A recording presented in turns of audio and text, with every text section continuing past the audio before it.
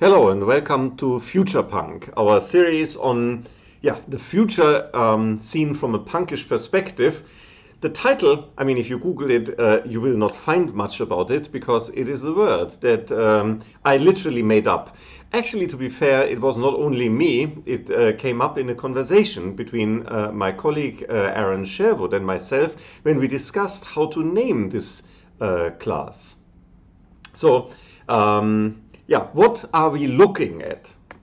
First, I mean, of course, we have the future. What does the future mean? Why would we have a lecture on that here in interactive media? The first person credited with a systematic view on that is Herbert George Wells. So Wells is a well-known science fiction writer, and he lived around 1900, so about 120 years ago. He had the peak of his fame and was writing between the late 19th century to the mid 20th century. And in a radio interview in 1932, he advocated for the establishment of a new field that would scientifically look into the future. So the most famous, or probably also the book that made Wells famous, was his novel The Time Machine. Many of you might know it. There have been at least 3 movies made out of this book. It's a very interesting book. It's from 1895. And you see there laid out a future vision of a society that depicts what would go wrong if we wouldn't overcome capitalism. So Wells puts into this book his socialist views in describing this future society in which the time traveler travels from the late 19th century in his time machine and arrives there many millennia in the future, and first encounters these human-like beings, the Eloi. The Eloi are vegan, they don't eat any meat, they only eat fruit, and are kind of these elfish creatures, and everything at first sight looks very pleasant, like in a paradise. There's no aggression amongst them, they're very calm and poetic, although they don't have any knowledge, they don't have any education, no books, so they seem very simple-minded, and everything becomes clear when the time traveler then finds the second species that is roaming around, which is the Morlocks, who live underground, and they just feast on the Eloi. So the Eloi are human beings, kind of one branch of humanity that are just food for the other branch. And what Wells here describes is a future where this continuous split of societies in capitalists and workers finally leads to kind of people being of different species, and the capitalists become food for the workers in the end because they don't produce anything meaningful, so they are expendable. So this, of course, was quite scandalous at the time, and people, I think, understood what happened. And then, I mean, we know what happened politically. The social democracy became kind of the answer for that. First communism, then social democracy, Labour Party in Great Britain in particular. So it was very influential at its time in foreseeing this future. So in 1933, Wells also wrote a book. He was very dissatisfied about Europe since World War I. I mean, World War I was a total disaster. The society really collapsed, culture collapsed. That is what people experienced. This war was just too horrible that you could imagine a second war like that would ever happen. Although at the time in 1933, suddenly the dark clouds of the Second World War already appeared. And Wells saw the Soviet Union under Stalin on the one hand, and Germany with the rising Nazi power. Italy was already a fascist dictatorship. So fascism and Stalinist socialism were both very real in his time. And he envisions a world 150 years later, in the year 2106, where after a horrible war, Europe and the rest of the world, but that doesn't count so much in his colonial views, get under the hood of a benign dictatorship. So we have kind of this Roman-style, Caesar-like dictatorship and eternal peace in kind of an egalitarian, very technocratic society. That was at the time then turned into a movie, which is one of the first science fiction movies and is particular Wells' answer to the German very successful science fiction movie Metropolis by Fritz Lang that came to the cinemas 5 years earlier. So yeah, let's look at this radio interview that Wells gave to the BBC in 1931. What he says here is, it seems an odd thing to me that though we have thousands and thousands of professors and hundreds of thousands of students of history working on the past, that there is not a single person who makes it a whole-time job to think about the future. And that is what becomes future studies. There is kind of a humanities topic to look systematically into the future. At about the same time, with nationalities at that time is always difficult to say. Well, I mean, Austrian born, but then I think German scientist Ossip Flechtheim. I mean, actually, he was born in Lvov, Lemberg at that time, which is now in the Ukraine. At the time when he was born, it was part of Austria-Hungary. So Flechtheim saw that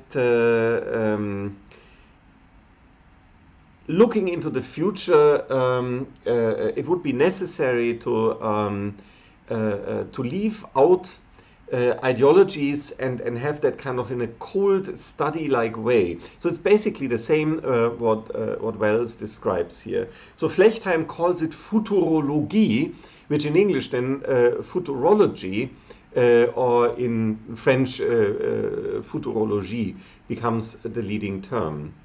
We will see in another lecture why in English futurism has become now the term that most people use, although originally futurism was an art form. We will discuss that in a separate lecture. So futurism comes from the idea that it is actually an art, because there is no future that we can know, obviously. There is no actual knowledge that we have of the future. So it is like an art form to envision things like writing a novel or painting something that is a fantasy that's completely out of our imagination. So in one of the textbooks on how to teach futurism to students, I found this quote by the authors Bishop and Heinz. I mean, future is where people live the rest of their life. And this is why it's important, because, I mean, it is basically all we have left is our future. So it is worthwhile, I mean, to think what future actually means. It's not the case that all cultures have a concept of future as the West in Europe has developed in the last 500 years. So it's a cultural construct, the future. Basically, I mean, it is something that we have in grammar. So the future tense, I mean, the word future comes from Latin futura, which is which just means it's the future tense of esse, so it means something that becomes. And the same in Greek, by the way, telesis, that means something that becomes, something that will be, not now. And as I know from Turkish friends, for example, the future tense in Turkish works totally differently. So my Turkish friend always, when he says something will be in the future, for example, this child will become a university student next year, he would say, this child is a university student later. So you see, the grammatical construct is very different from language to language. And you might know that because English might not be your first language, as it is not mine. So it is important to not take future for granted. It is something that we can deconstruct, we can argue about the future, what it actually is. A particularly, I would say, meaningful way of looking at future, I think, is that we find in Islam. So around the time of the Prophet Muhammad, most, as far as I know, most cultures in the Middle East and in the Eastern Mediterranean would think of time as something fixed. So with destination. So that means that we have some kind of causality. So we can't escape. There is some kind of deity above us who governs everything, and we can't escape that. So that's very fatalistic.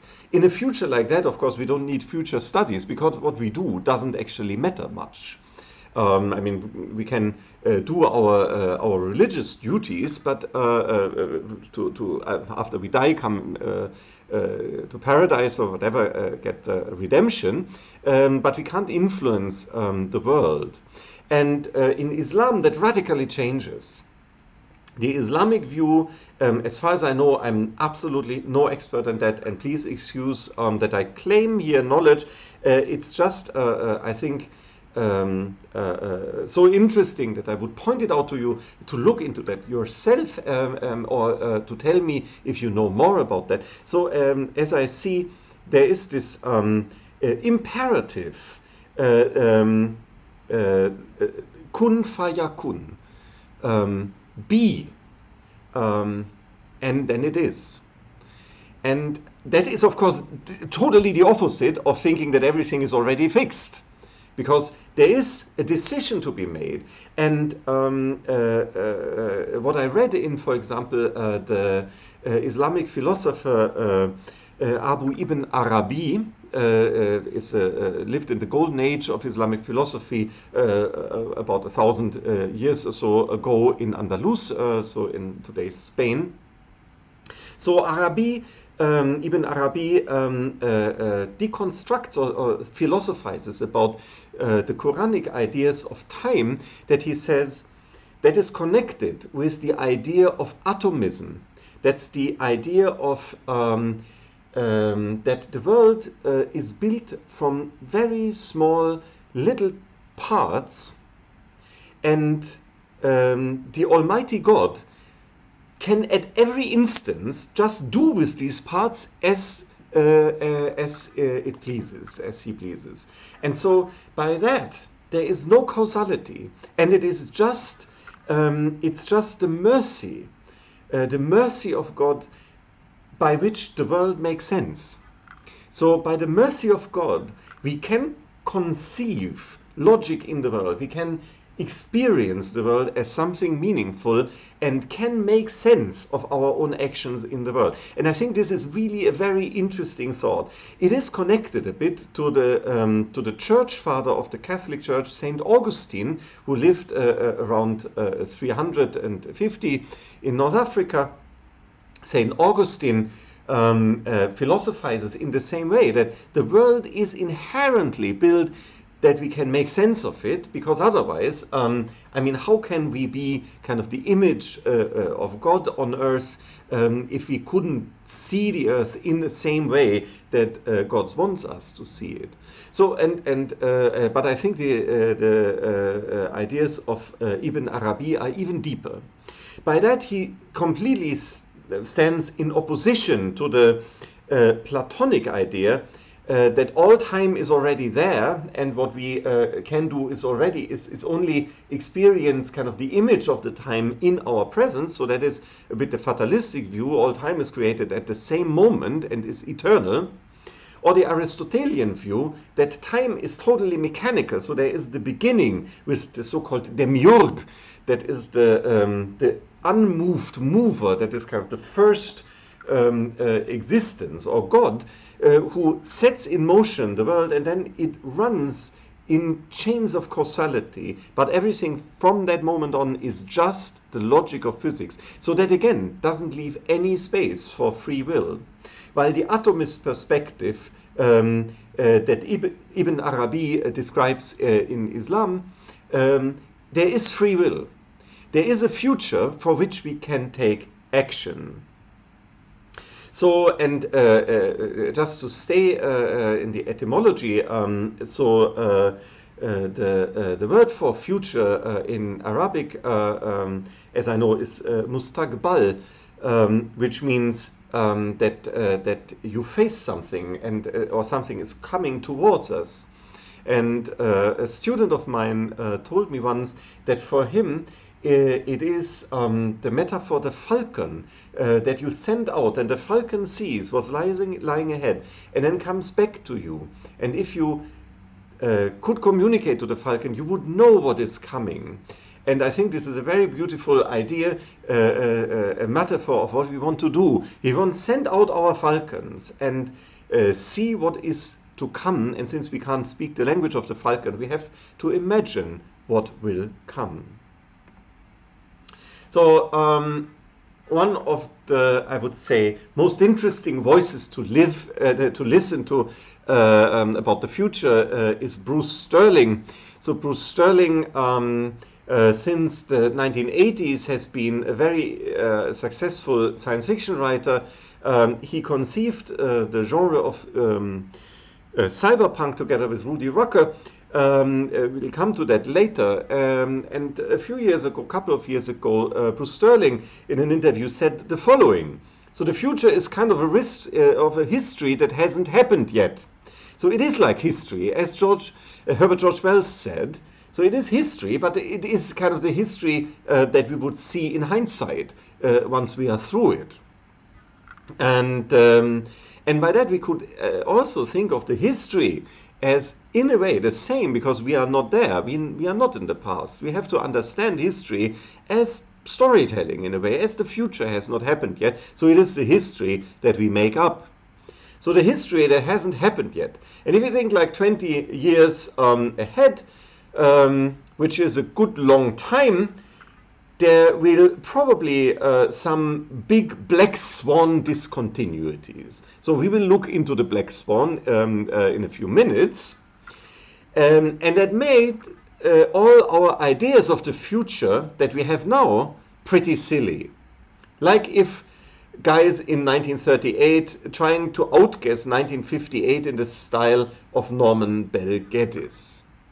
Yeah, Norman Bel Geddes is a late-coming Art Deco designer. Beautiful designs, very clear lines. Here there's a picture that I took in the Brooklyn Museum. And he is particularly famous for inventing the streamline design. So here this is a concept study for General Motors that he made, this streamlined car. I think this is from 1936. And in 1939, he became really world famous with his great dioramic show, Futurama. So Futurama is a book, and this diorama, this model city that you can walk around and see it from all sides in an exhibition in Detroit in the United States, and it was financed and commissioned by General Motors.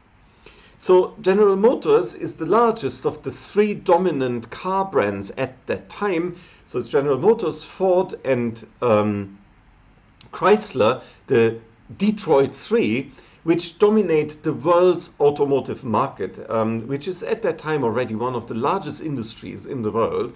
So incredibly rich companies. Detroit is the richest city in the world at that time. I mean, of course, hit also by the world economic crisis 10 years earlier, but already recovered, and with the huge investments into armament and weaponization that at that time already precedes World War II. So all countries in the world invest heavily into weapons, and the car companies, of course, produce all kinds of heavy trucks and tanks and other gear for wars. So these companies are incredibly rich, and what they do very well is prepare society that their products, the car, will rule. And I mean, for example, with huge bribes, they paid city governments to abandon public transport. That started in Chicago. So they bribed the Chicago city government in the 1920s to give up the light railway, the tramway, in favor of the cars. So that people would be forced to buy their cars and take cars. I mean, Chicago actually was one of the first cities to have a pretty decent public transit network. It was very much ahead of its time, so it's a great loss. The same way, of course, there is this huge bribe to the federal government of the United States to introduce the jaywalking law, that it is illegal to cross the street except where there is a crossing, like a traffic light or a zebra crossing. I mean, it's really unthinkable to think of. I mean, that is public space, the roads. I mean, why wouldn't you be allowed just to cross? It's really absurd to have a legislation that would force people that from now on would just be pedestrians and not real people, because real people have cars, to obey these authoritarian laws. So this is all the context in which General Motors commissioned this Futurama, this study of a future city. Its future city, if you look into the details, it's very egalitarian. So people are rich there. Everyone has everything they need. And of course, Bel Geddes knew that the main problem, if you build a car-friendly city where everyone has a car actually, is congestions. In the late 1930s, the congestion problem in New York, but also in Los Angeles and other major cities of the United States, was already abhorrent. So it was totally clear that it couldn't go on. So if everyone would actually drive by car, traffic would just collapse. And the car-friendly city that Bel Geddes builds here has huge multi-lane highways. And what he also envisions is that you couldn't have left turns. You would have these super blocks and would have to drive through the highway and make a U-turn if you want to actually turn left. And this, of course, is a design that in 1938 already raised criticism of many people. I mean, many people saw immediately that probably that wouldn't work at all, because it would just create much more traffic jams. It would never scale. And of course, this is exactly what happened. I mean, these designs was then built in the 1950s and 60s. After Second World War, the cities in Europe were all destroyed. Many cities choose this design that was envisioned here by Bel Geddes, but also put forward by other architects like Le Corbusier, the modernist French architect, who suggested to tear down whole cities like Moscow or cities in Germany who were heavily damaged by the war, would be plowed flat, and big highways would be plowed through the old neighborhoods. And in the early 1960s, that had already become a total disaster. It is really unthinkable that if you think of 1938, that was already kind of a corrupt industry-sponsored nonsense that Bel Geddes came forward, that we find this design being baked into so many of the Gulf cities. This idea of the superblocks, of the multi-lane highways, of having these U-turns and other absurdities, having this priority for the car and no public transport. So if you think that most cities in the UAE, for example, have been planned in the late 1970s or in the 1980s, or later even, you see that Bel Geddes' designs here lived, even everyone knew already that they were stupid, 50 years later still. And this is why this class for me is so important. I want to teach you that what you do is not just some nice science fiction thing. It can have a huge impact. I mean, companies can just commission work that you make and that can be incredibly influential over a long time. Yeah, so keep that in mind. What you do might actually be still effective 50 years later. So we have discussed a bit about the future, and I think we have this nice quote here to keep in mind. Future cannot be experienced directly, obviously, because it hasn't happened yet, but through images, through feelings, through stories. And that is the idea that we will put forward. I mean, now talking about the second part of the title of this lecture. So future we've covered. Now let's look what is punk. So let's have a look where the word punk comes from. And we might think of punk as a music style or as kind of an attitude that people had in the 1970s or early 1980s, like making their hair funny, having kind of ragged clothes on. Actually, punk was conceived by one of the most influential designers of the 20th century, or also early 20th century, first century, Vivienne Westwood. So Dame Vivienne Westwood, she's now ennobled, is an English designer who from the 1970s on was always ahead of fashion. And Vivienne Westwood, together with her later husband, Malcolm McLaren, started in 1974 a shop in London.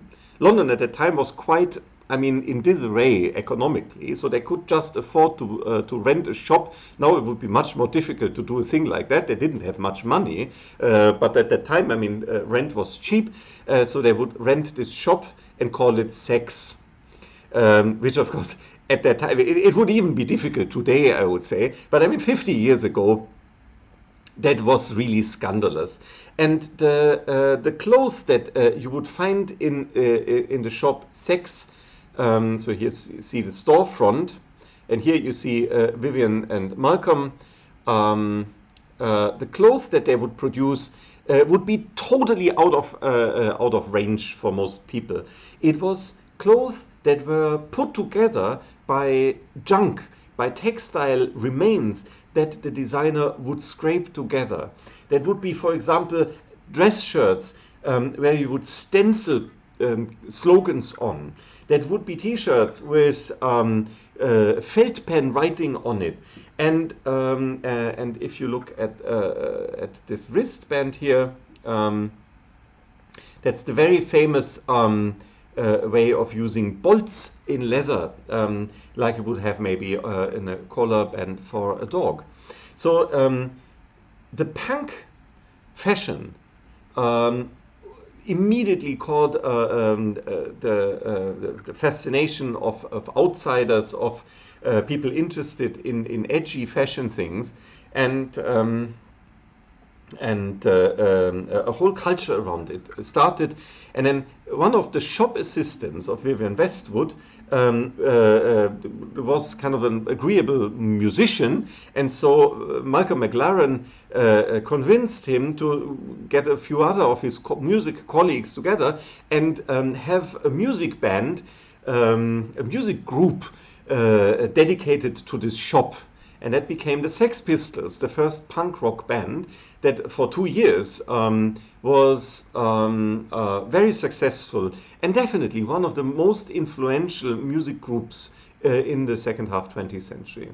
So this is punk. Punk means to scrape things together, to take what you have. It's kind of a street fighting attitude. You don't wait until someone designs something for you. You design it yourself. You make it yourself. It is this maker idea behind punk. So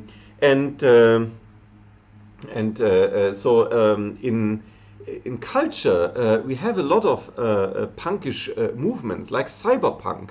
I've Googled that already here for you. If you look at the images that come up, they are all from the same. It's a game that has been published last year. Many people find it very nice, although it seems to have some bugs.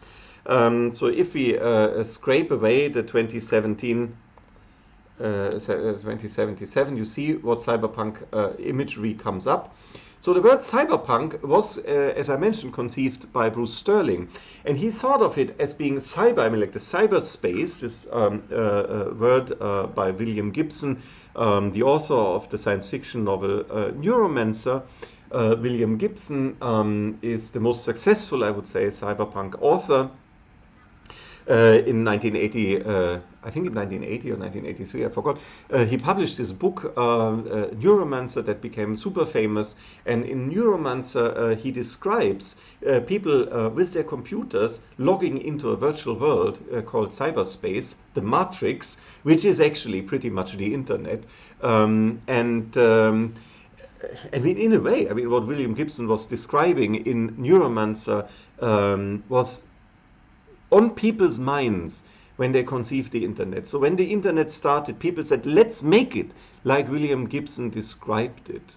So you have an artist, William Gibson, having an idea about the future, and then in the future people say, well, that's a great idea, let's make it. And that is, again, what I want you to be inspired by, that the things you come up with might actually really turn people's minds towards the future and let them build things that they might otherwise not have seen. Yeah, and what you see here with cyberpunk, I mean, there's a lot of neon. That's exactly what in the 1980s people envisioned the future to be. And it's not only William Gibson. So at that time, Tokyo was kind of the hottest place on earth. So we would always look at Japanese pop culture, and there was all neon colors and kind of blinking things. So LEDs were really hip. Yeah, and this is how the future looks then, of course, with the things that were kind of ahead of the curve, kind of avant-garde at its time. So there is not only cyberpunk, we have steampunk. Look at steampunk.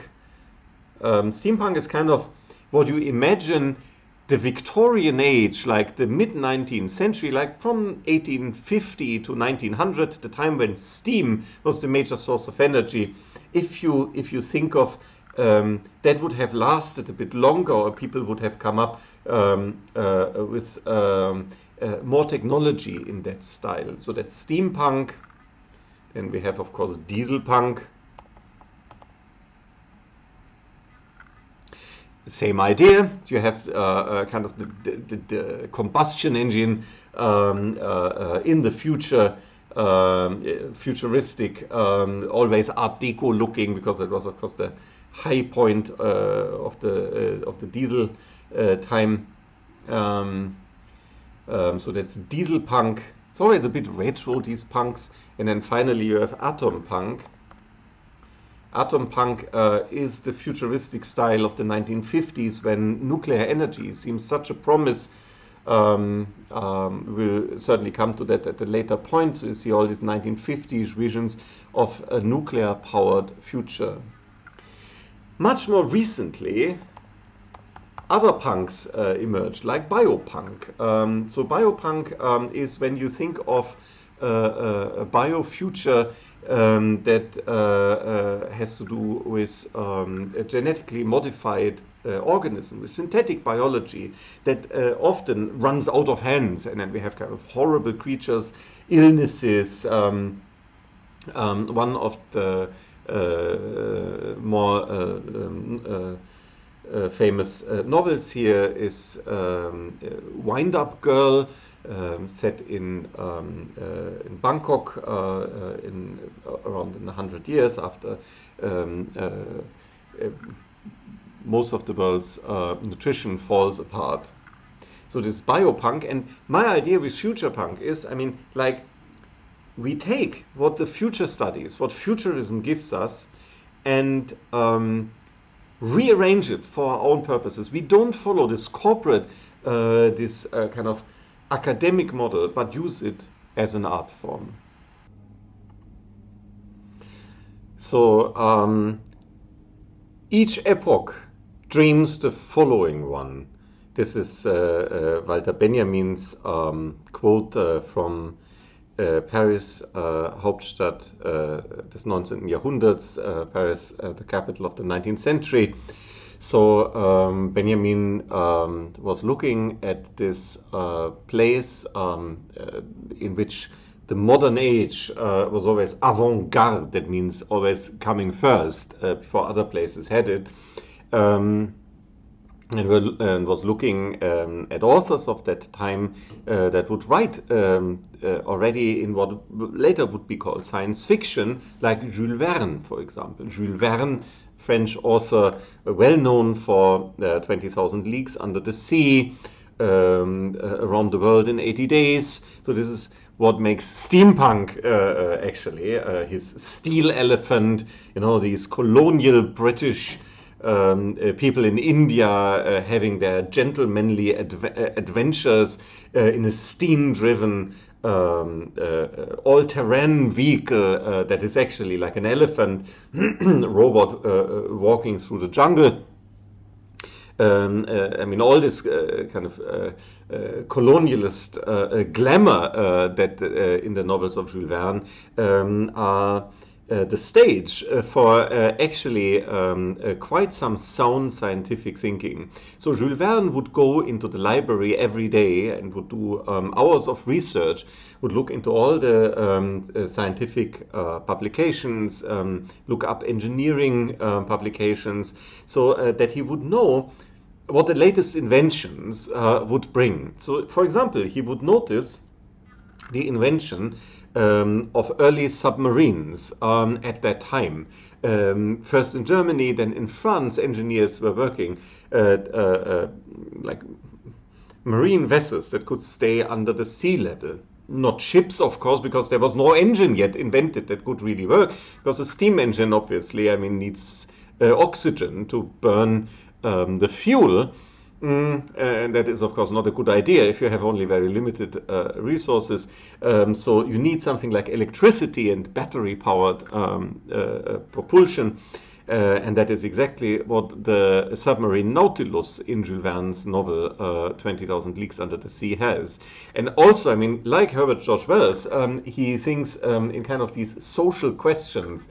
So Captain Nemo, the Greek word nobody, is fighting like Odysseus against the Cyclops, against capitalism. Actually, he is this victim of war, and tries to overthrow the world's governments and install kind of an utopian government here. So every epoch dreams the next epoch. And of course, nothing in the 20th century looked even remotely like the world Jules Verne would envision. However, the technology did a lot. There is a lot of technology in Jules Verne's novels that look exactly like people would later actually build.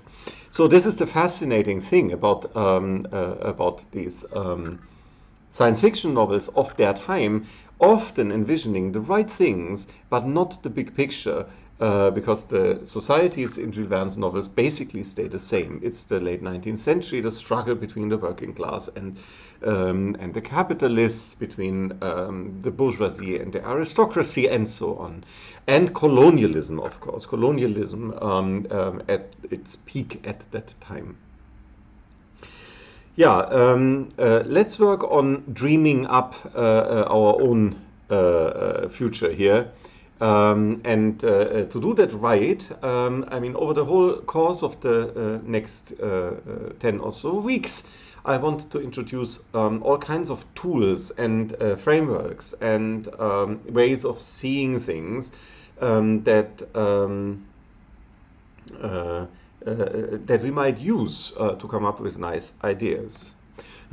So the first tool that I want to present is one of the most common frameworks of thought. You find that in almost every strategic foresight presentation, and every presentation on speculative design, any presentation of this field of futurism. So that is the so-called 4P model, so PPPP model. So the futurist Norman Henshey in 1978 in his paper making sense of future studies came up with this model, and I find actually that it doesn't make so much sense, but I mean, it's let's just talk it through. So we start from now and have the time going to the right-hand side as it's often depicted. And if you think from now, we can take a lot of different decisions, different paths. If you think of we start now and time moves on, we can go to the left, to the right, and so on. So it seems like everything that can happen from now lies in kind of this widening field. So the further we go in the future, the less things are determined, or so says Henshey.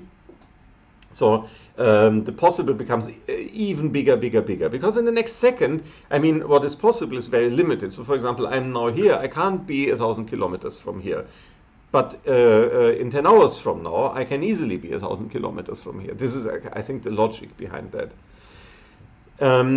So that is the possible. But not everything that's possible is, of course, plausible. So the plausible is a subset of what is possible. It's much less.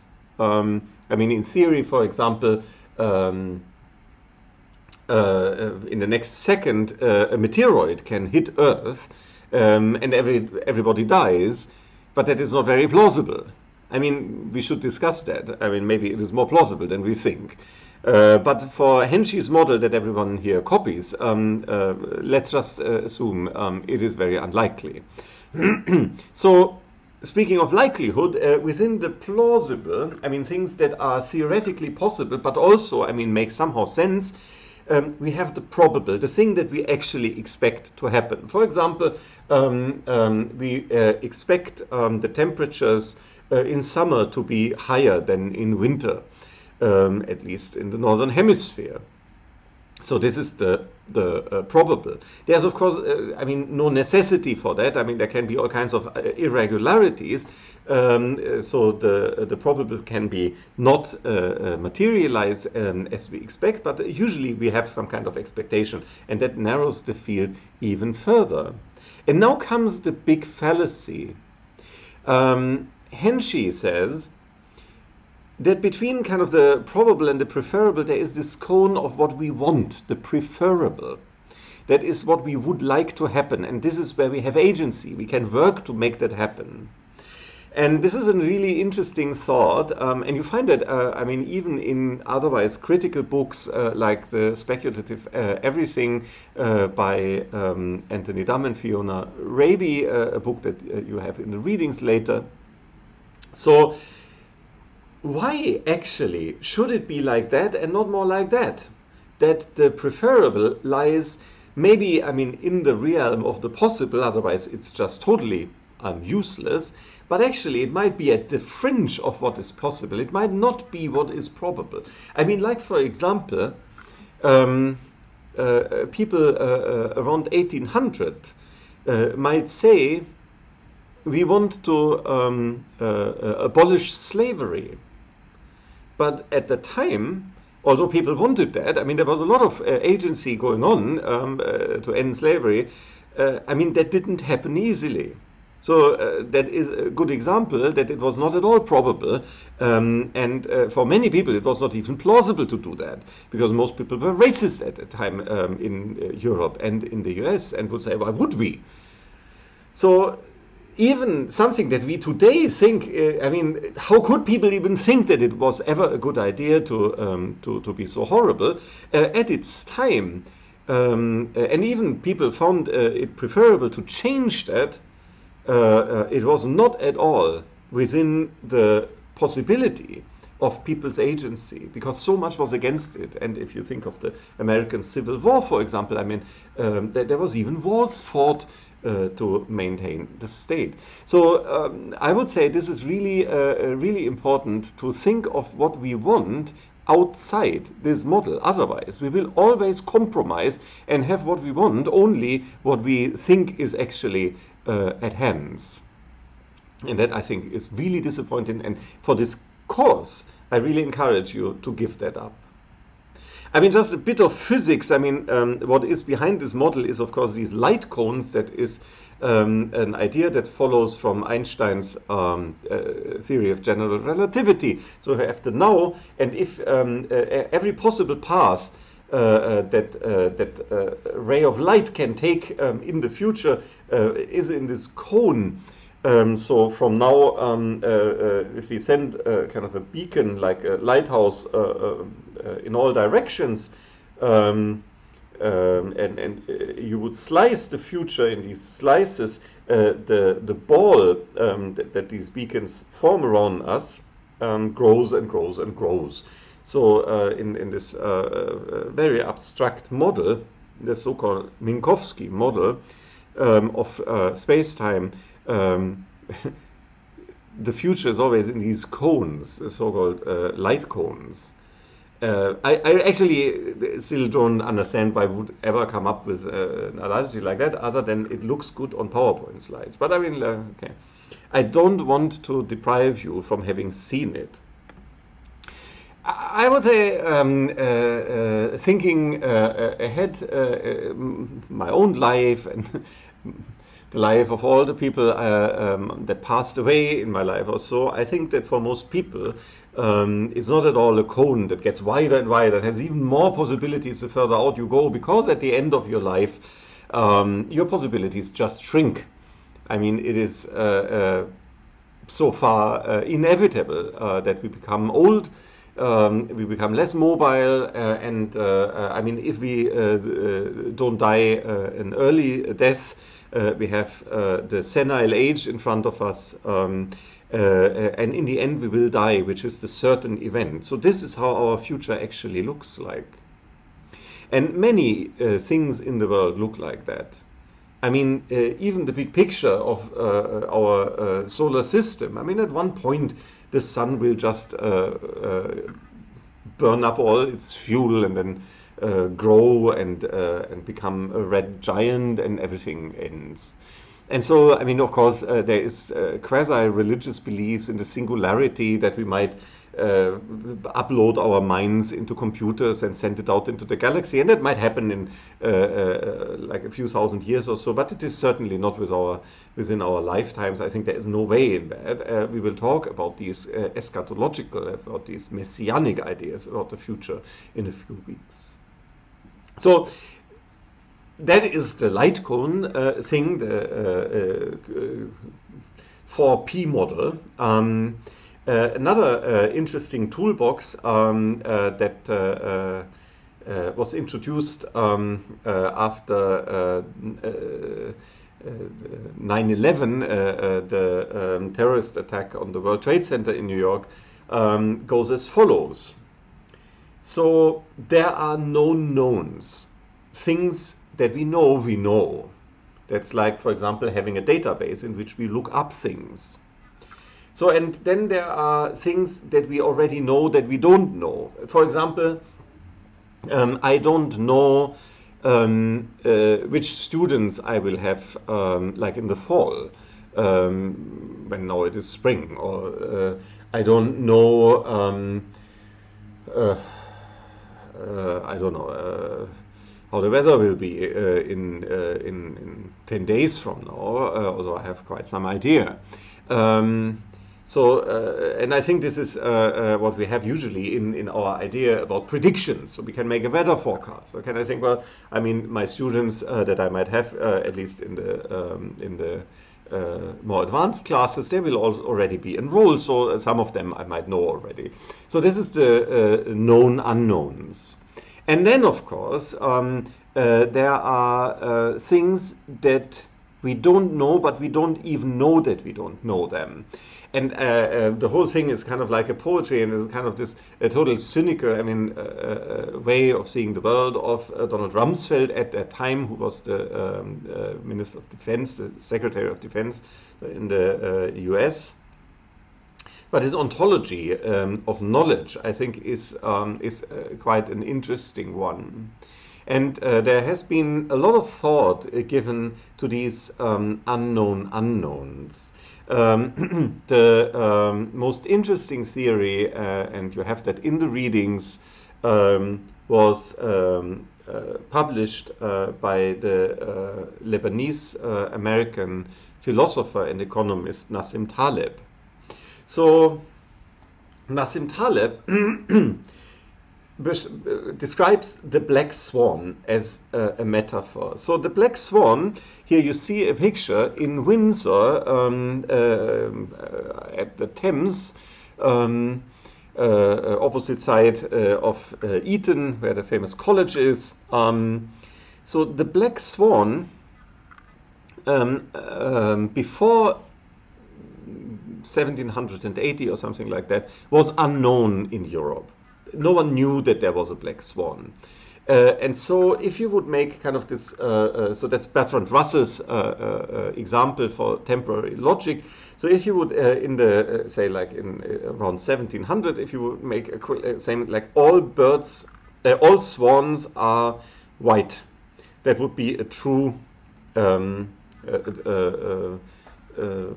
conjecture. So it would be true. This, and then James Cook traveled to Australia and brought, at his expedition around 1750 or so, brought back the black swan. And then suddenly people realize, okay, not all swans are white, there are also black swans. And there's two ways of seeing the black swan. The one way is you just say, well, that's not a swan, that's a different bird.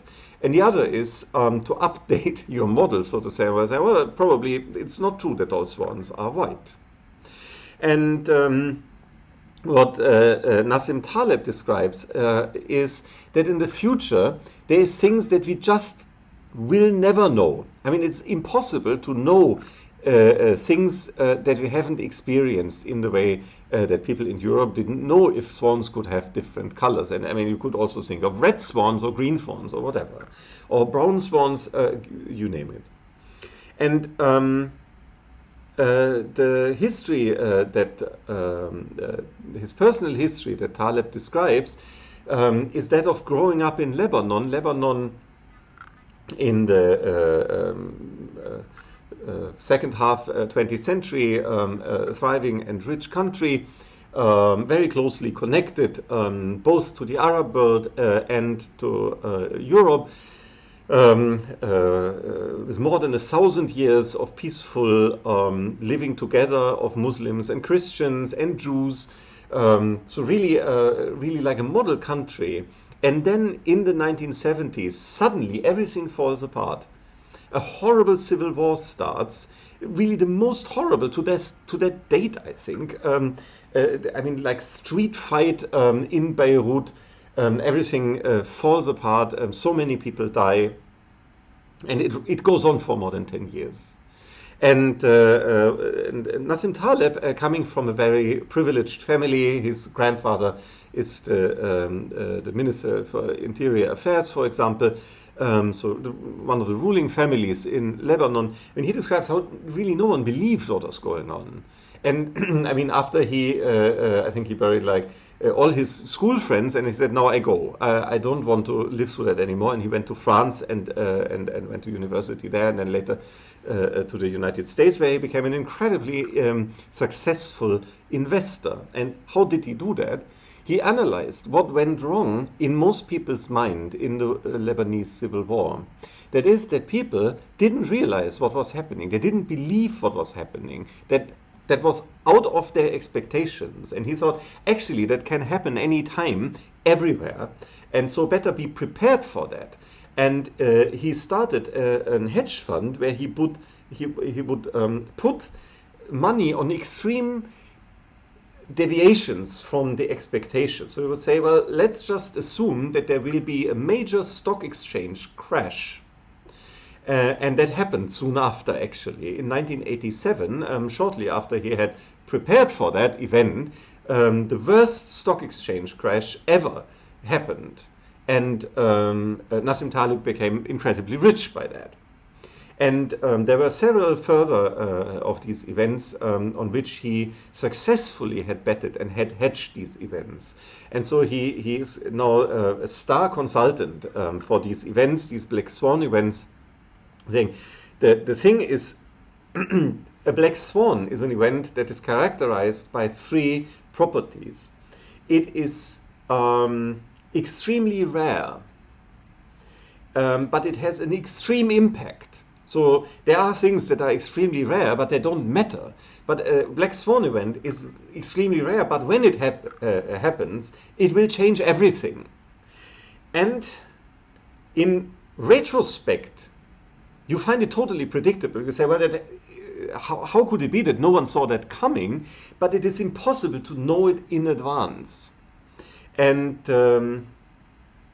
he describes in his book in a very poetic way a lot of paths into thinking like that. And one of the most meaningful to myself is this idea of Umberto Eco, the Italian writer and philosopher, who puts forward this idea of an anti-library. So you have a library of books, and as soon as you have read a book, it's basically useless to you because you know already what's in it. The valuable books are those you haven't read yet. That is anti-knowledge. That is the knowledge you have not yet experienced. And so better keep a really big library where there is a lot of books that you know you have. You can start reading them, but you haven't yet. And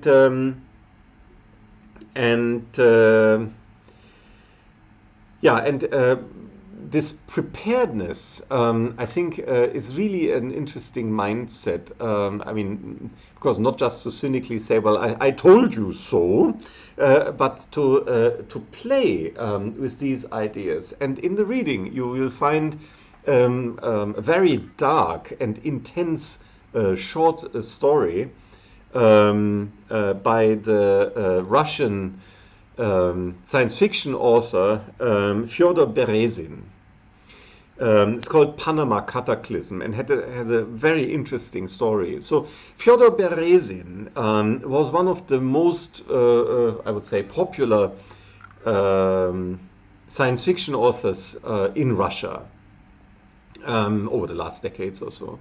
And when Russia started the separatist kind of skirmish in East Ukraine and the Donetsk region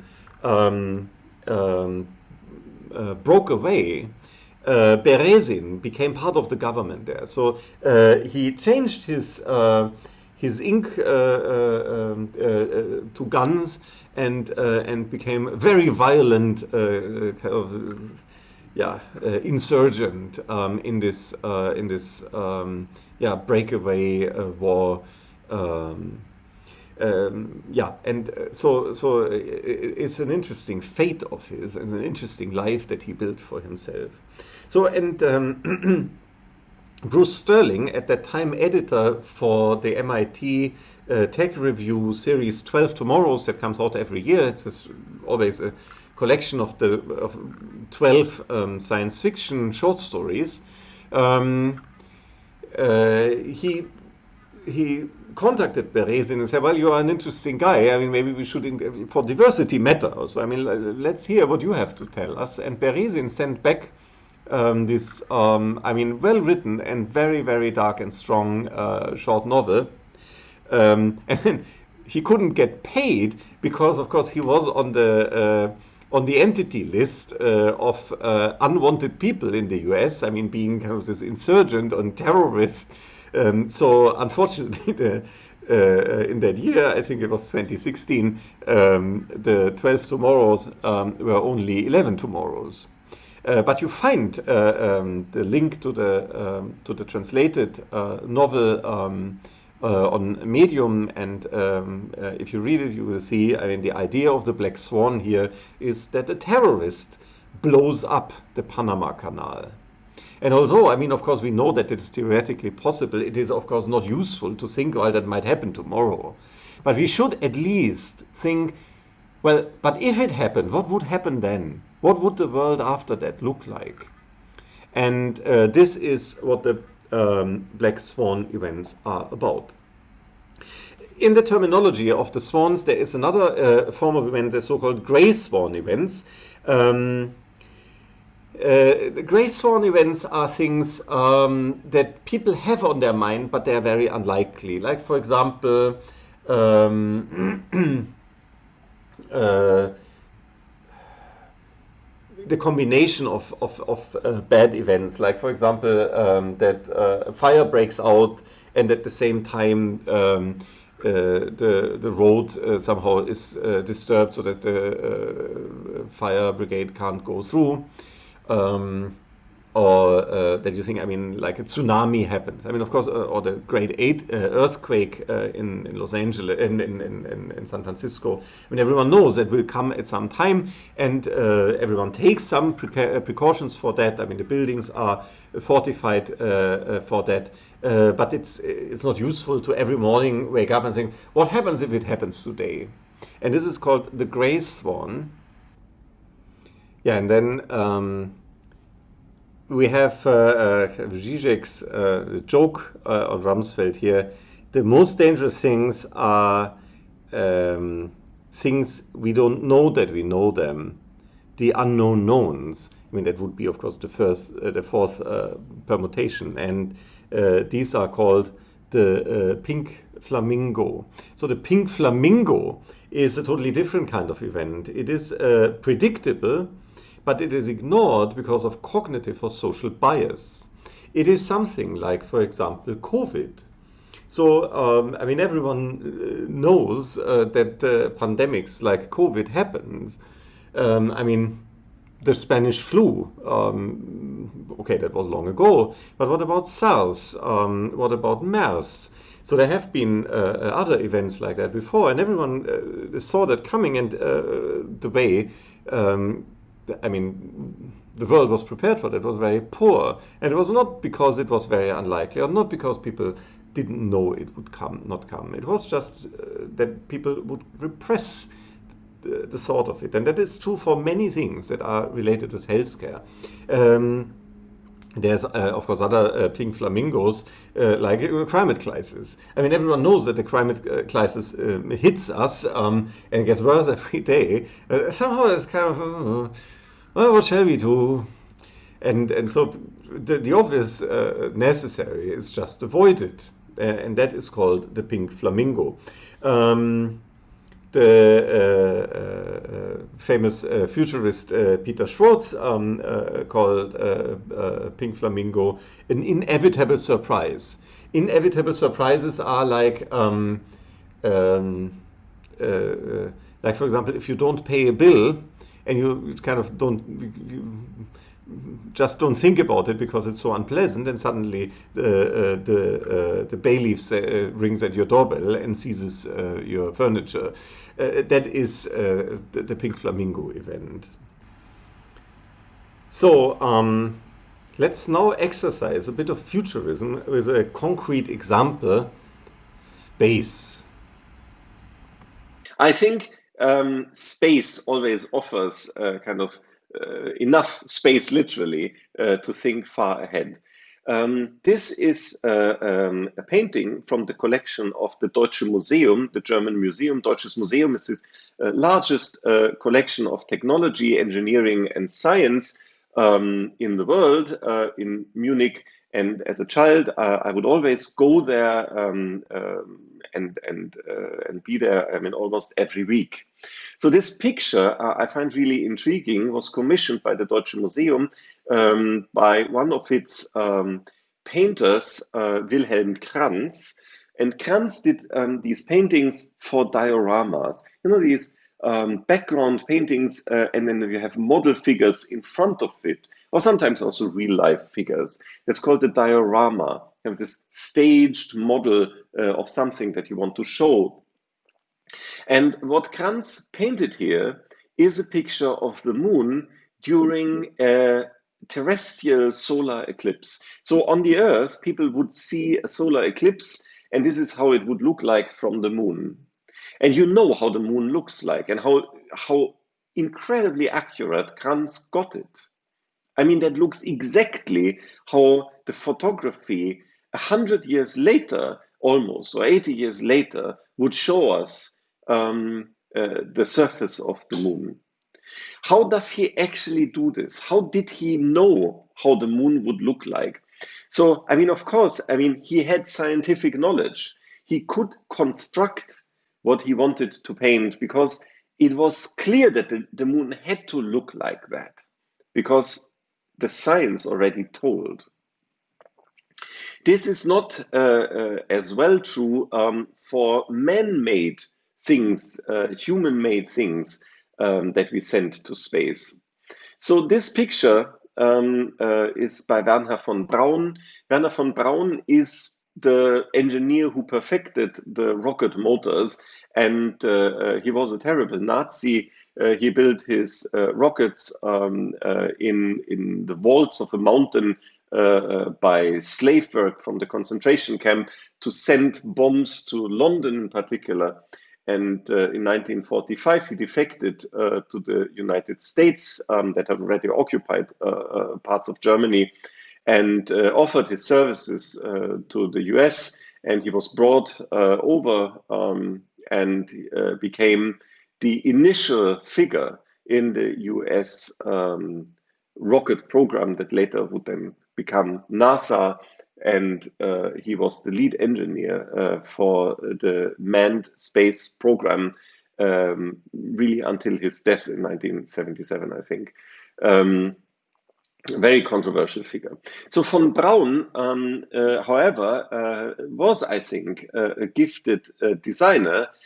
He could really see space design very well. So this is a permanent space station that he would build. It is a big wheel that would turn to create the feeling of artificial gravity by the centrifugal acceleration. So you get the centrifugal force from the turn, and that would press your feet towards the wall as if you would have gravity. I think this is really a remarkable idea, and this is of course nothing that we have now in space stations.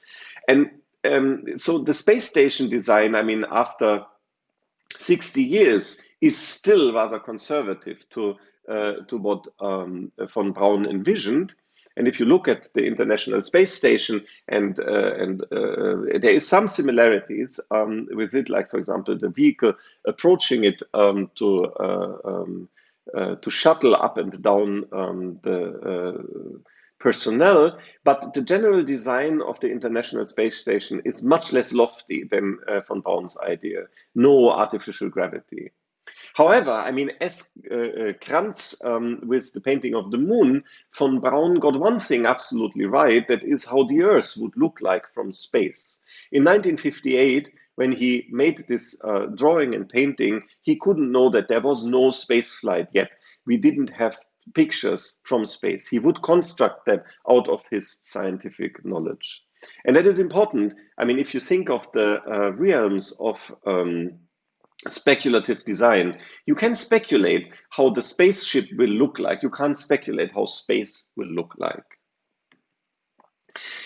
Interesting enough, 20 years later, this is from 1978, it's a book that I owned as a child, envisioning a space station in the mid-21st century looked much closer to what we actually have. So this is actually very close to how the ISS looks. It is still about 15 years before the actual ISS became reality. What do we do in space? This is the next page of the book that I show you here. Is this idea of solar energy with these big lenticular lenses suspended in space that would power thermoelectric power plants. And this is kind of a gigantic vision that doesn't take into account how cheap photovoltaic has become. I mean, I think this is a design that was very nice at its time, 40 years ago. It has been outdated because we have a technology now at hand that would directly convert sunlight into electric energy. This is a more recent speculative design.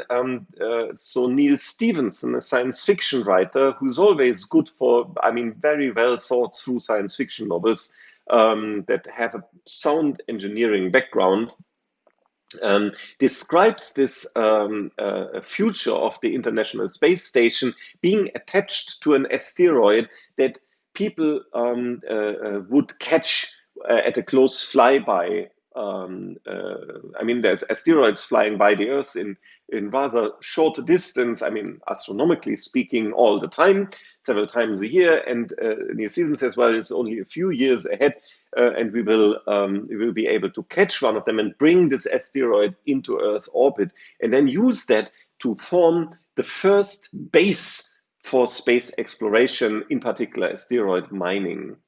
Neil Stephenson was rather educated about this guess because he worked at that time as a consultant for Blue Origin, the private space company owned by Jeff Bezos. And there is a lot of investment these days into asteroid mining. Just have a look at this wheel in the front. This is exactly von Braun's centrifugal gravity creating wheel that in Neil Stephenson vision here has been attached to the changed ISS design. Yeah, asteroid mining has been on people's fantasy for a long time. I think it is still maybe some 20 years away. However, there is a lot of money being put into exploring it.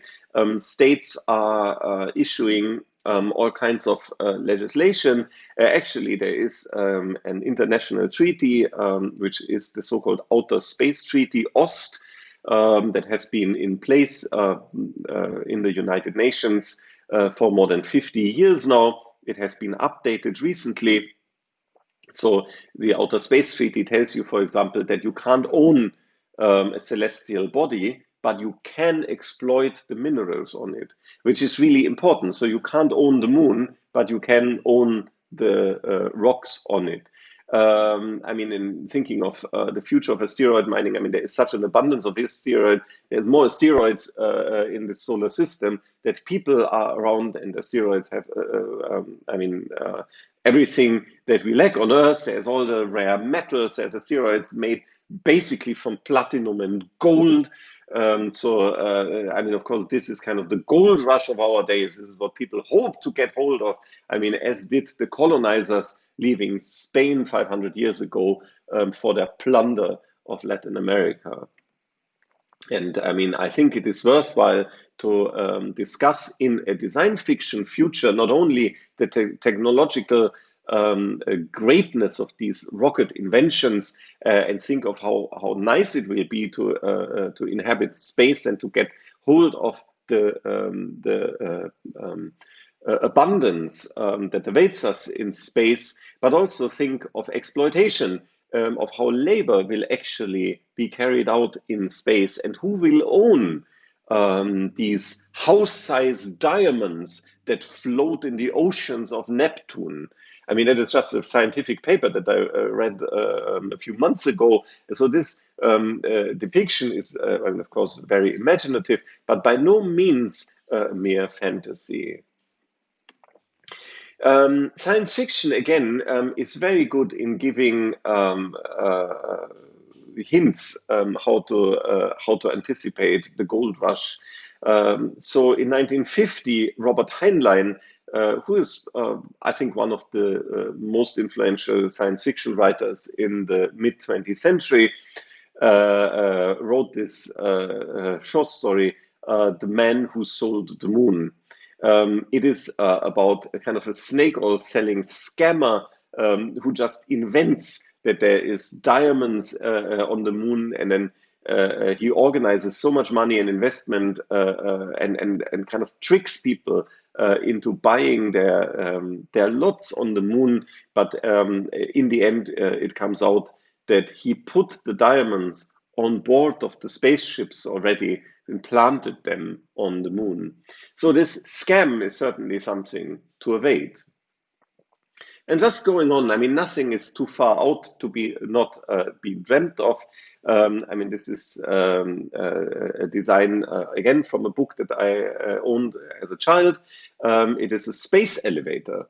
So the space elevator had been envisioned in 1895 by Konstantin Tsiolkovsky. Tsiolkovsky is one of the pioneers of rocket science. He was a Russian engineer and a Soviet engineer who at his time in the 1920s and 30s, wrote a lot of papers on how to actually get rockets into space and in particular into orbit. And he was envisioning this ball, kind of this space station at a geostationary orbit from which these two lines would be built, kind of the one to a counterweight out in space and the other down to Earth. And we would have kind of an elevator traffic that would make space travel much, much cheaper. And actually, this is what we need to do asteroid mining properly. We need this kind of incredible decrease in launch costs. The launch is like 95% of the costs of spacefaring. So if you can bring that down, there is a lot to be gained. This is another project that Neil Stephenson was actually working on. It is the launch tower, a 20-kilometer high platform from which you would launch your spacecraft. That would actually reduce, I think, the launch costs significantly, like half it, or make it like 2/3 cheaper, which of course, in the long run, could pay for building such an elaborate structure. If you think of the Burj Khalifa, that is already a kilometer high, it seems not totally implausible that in your lifetime, at least, you will see structures built that high. And then, of course, we have the dreams that are political. So the European Space Agency in 2015, I think, with its new, just appointed chairman, started to work seriously on a permanent settlement on the moon, a village. And the Swiss architect Andreas Vogler was commissioned coming up with the design. Vogler is an interesting designer and architect. He also built works of art that were sent out to the International Space Station. Works of art that would work in zero gravity environments.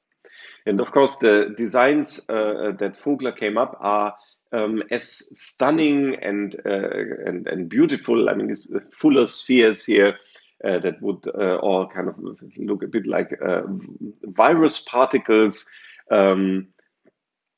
that would make life possible on the moon. You see, with if you look inside, there's these modules by which we start building the village, and then it becomes bigger and bigger and grows until we have a permanent population of maybe several hundreds or even thousands of people.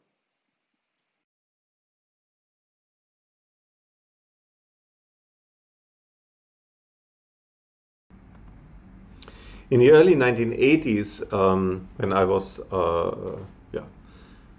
11, 12 years old or so, there was this television series, Cosmos, by the American physicist Carl Sagan. So Sagan was a very famous guy. I mean, he was in charge of the NASA solar system program, sending out these space probes really far into outer space to reach planets like Jupiter, Saturn, and both these spacecrafts have left the solar system now.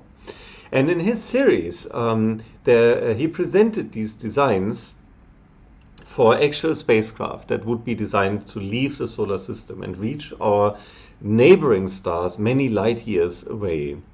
So these designs range from mid to end 20th century, like from the 1930s to the 1980s.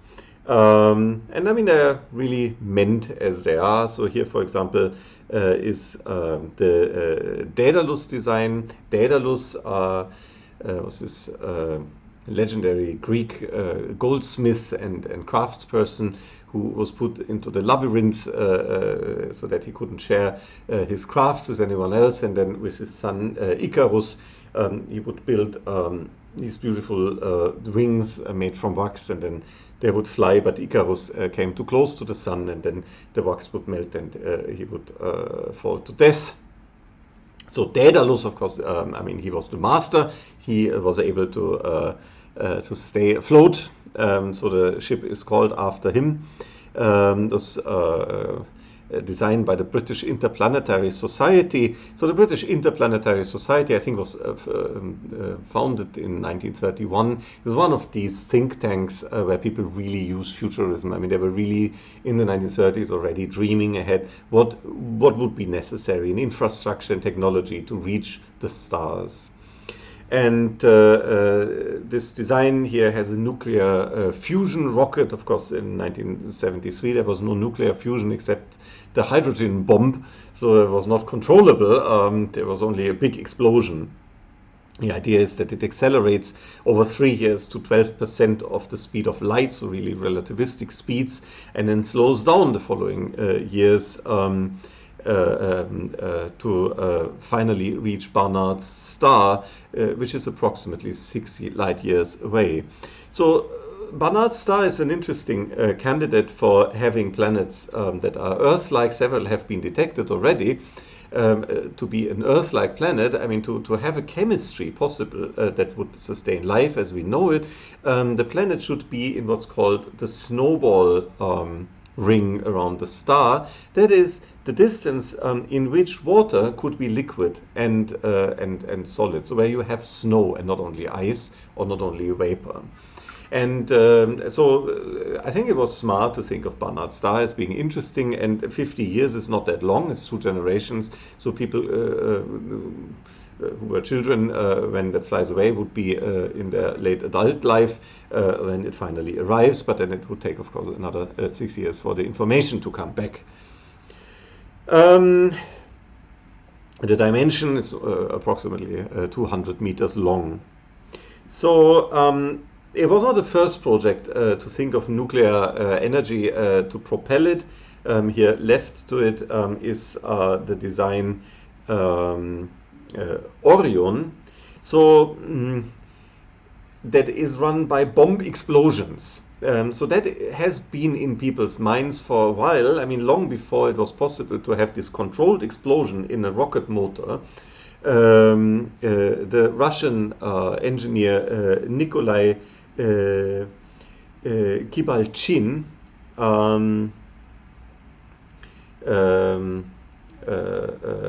in late 19th century already proposed that you would have bombs that would come through a bomb shaft, and the spaceship would be shielded so that the bomb explosion would expel the matter down and would by that drive the rocket ahead.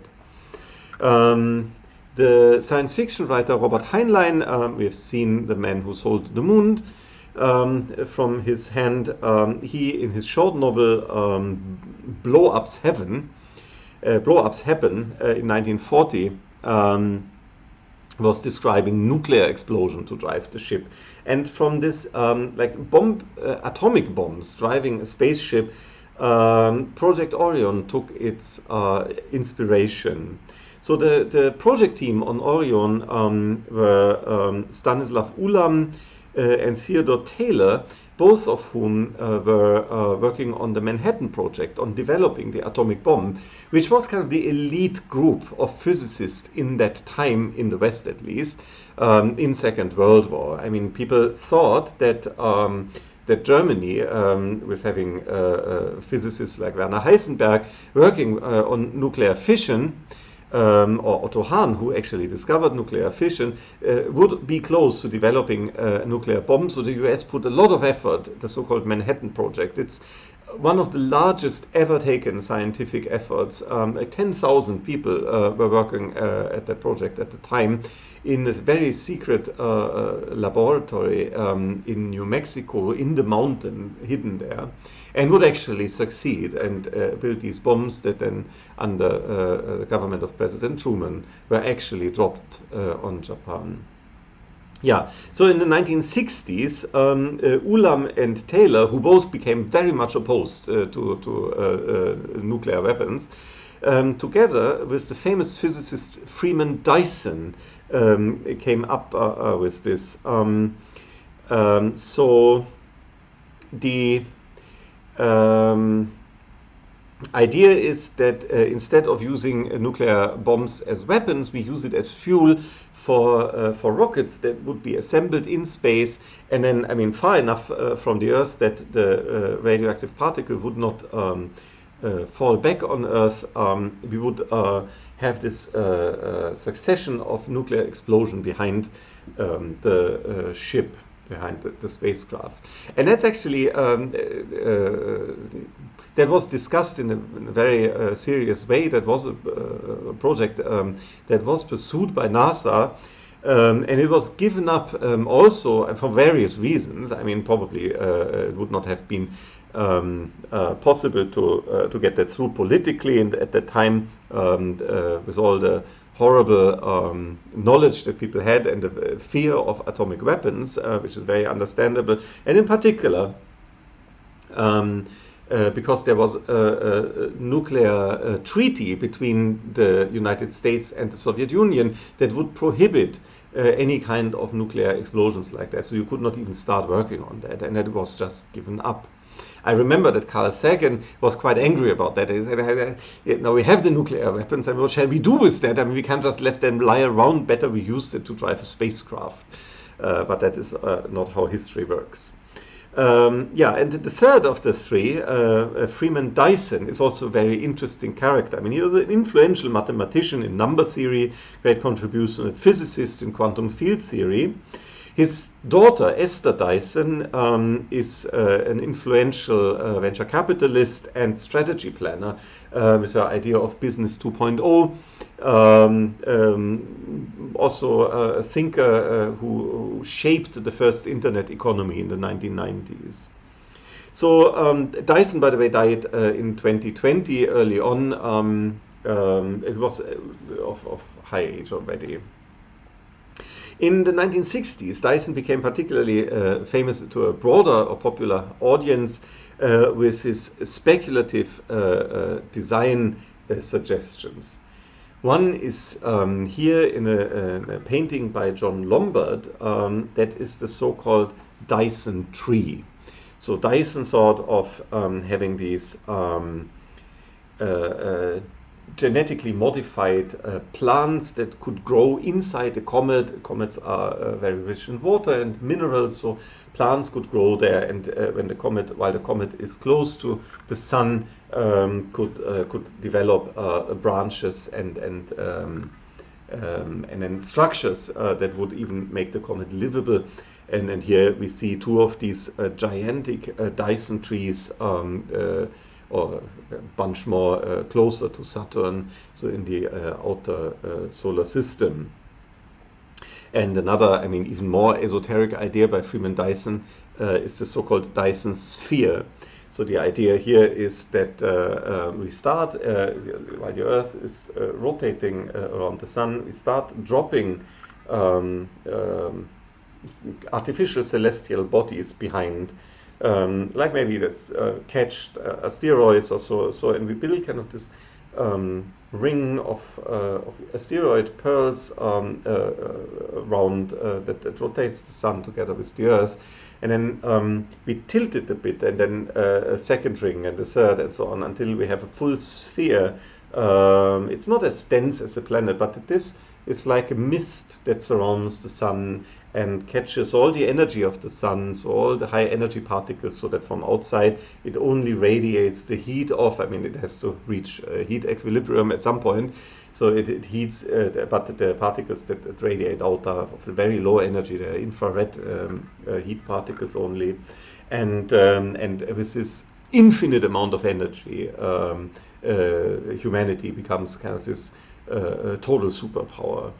Many depictions of that you see in science fiction movies. There's an episode of Star Trek Next Generation, for example, who has that.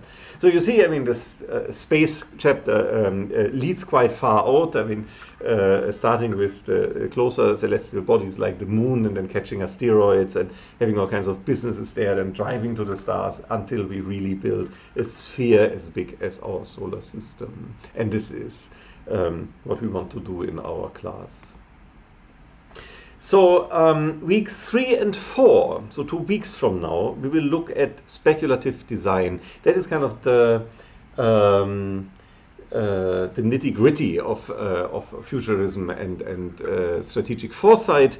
So we look at these planning tools, like how do startups work, how do we use strategic planning and foresight in a corporate context, and deconstruct that a bit so that we can also make fun of it or can make art with it.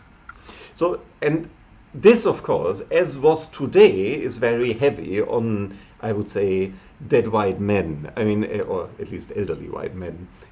So far you think, well, I mean, that is pretty much all happening in Europe and the US, and it's totally Western or so. So we will dedicate the next lecture, hopefully, a bit more to a view outside and have a bit of a post-colonial deconstruction that we hopefully can keep in mind for the rest. The next lecture then will be on utopia and, of course, utopia's evil twin, the dystopia.